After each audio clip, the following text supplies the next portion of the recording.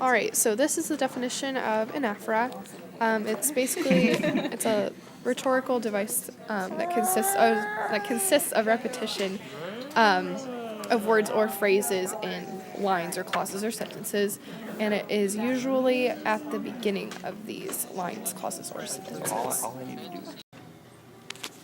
Okay, for my first real life example, this is an excerpt from Dave Barry's Turkeys in the Kitchen, which we had read previously in the year. At this point in his essay, he was talking about how he would rather watch football than take care of his children. And so he starts the next paragraph with, I realize this is awful. I realize this sounds just like Ozzie and Harriet. And the anaphora in here is with the phrase, I realize. And it kind of just acts to ensure the audience that he's aware that what he just said was terrible, that not watching his kids and watching a football game is not a good decision.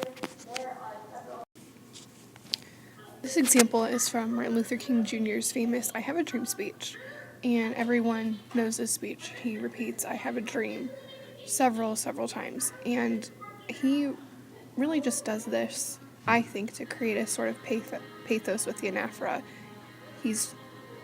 Anaphora is basically just used to enforce an idea, and here his I have a dream phrase enforces a strong sense of pathos. I created a couple of examples of my own of anaphora, and here you can see that I chose to repeat my name at the beginning of each phrase. And as you can see, it's a cute little rhyme, and anaphora can sometimes help to achieve a poetic effect in writing. Not that this is anything comparable to actual poetry, but you can see how if a poet used this, it would create kind of a rhythm within their lines. And also, this phrase will help you remember what anaphora is, since it uses the word anaphora and it uses the concept of anaphora.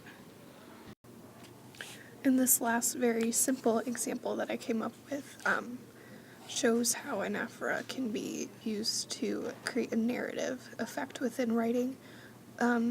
So by repeating Jason's name and then using phrases that describe what he's doing after them, it creates sort of a story. So in this case, the story would be that Jason started working on his project for actually this project, and then since this app is really hard to figure out, he got frustrated with the formatting, and then so by default, Jason is frustrated with the entire project.